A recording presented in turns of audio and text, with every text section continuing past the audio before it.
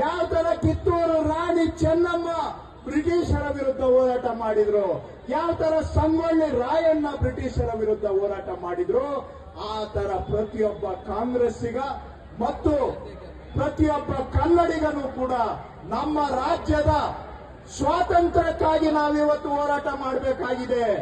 ಬಿಜೆಪಿಯವ್ರಿಗೆ ಏನಾಗಿದೆ ಅಂದ್ರೆ ಕರ್ನಾಟಕ ಅಂದ್ರೆ ಬರೀ ಖಜಾನೆ ಕಾಣುತ್ತೆ ಅವರಿಗೆ ಕನ್ನಡಿಗರ ದುಡ್ಡು ಬೇಕು, ಕನ್ನಡಿಗರ ಸಂಪಾದನೆ ಬೇಕು ಅವರಿಗೆ. ಆದ್ರೆ ಕರ್ನಾಟಕಕ್ಕೆ ಬರೀ ಅನ್ಯಾಯ ಮಾಡಬೇಕು. ಈ ಅನ್ಯಾಯ ಮಾಡ್ತಾ ಇರ್ತಕ್ಕಂಥ ಬಿಜೆಪಿಯವರ ವಿರುದ್ಧ ನಮ್ಮ ಸಂಘರ್ಷ ಇದು ಸ್ವಾತಂತ್ರ್ಯ ಸಂಘರ್ಷ ಅನ್ನೋದನ್ನ ತಿಳ್ಕೊಳ್ಳಿ. ಕನ್ನಡಿಗರ ಸ್ವಾಭಿಮಾನದ ಸಂಘರ್ಷ.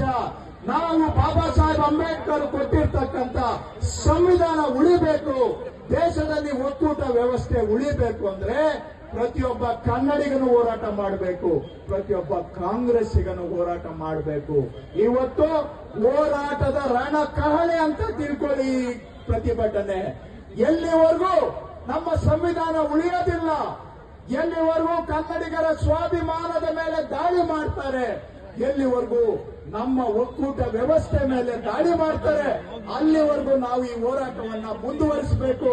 ನಾವು ಸಂವಿಧಾನ ಉಳಿಸಬೇಕು, ಸ್ವತಂತ್ರ ಉಳಿಸಬೇಕು, ಪ್ರಜಾಪ್ರಭುತ್ವ ಉಳಿಸಬೇಕು. ಆ ಹೋರಾಟದಲ್ಲಿ ನೀವೆಲ್ಲರೂ ಕೂಡ ಉದಾಸೀನ ಮಾಡಬಾರದು.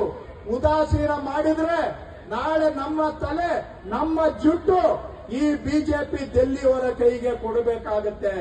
ಅವರ ಪಪೆಟ್ಗಳಾಗಿ ನಾವು ಕೆಲಸ ಮಾಡಬೇಕಾಗತ್ತೆ. ಬರೀ ದುಡಿಮೆ ನಮ್ಮದು, ಬೆವರು ನಮ್ಮದು, ಮಜಾ ಮಾಡೋರು ಬಿಜೆಪಿ ಡೆಲ್ಲಿನವರು ಆಗ್ತಾರೆ. ನಮ್ಮ ರಾಜ್ಯದ ತೆರಿಗೆ ಬೇರೆ ರಾಜ್ಯಗಳಿಗೆ ಹೋಗುತ್ತೆ, ನಮ್ಗೆ ಬರೀ ಖಾಲಿ ಚೆಂಬು ಕೊಟ್ಟು ಅನ್ಯಾಯ ಮಾಡ್ತಾರೆ.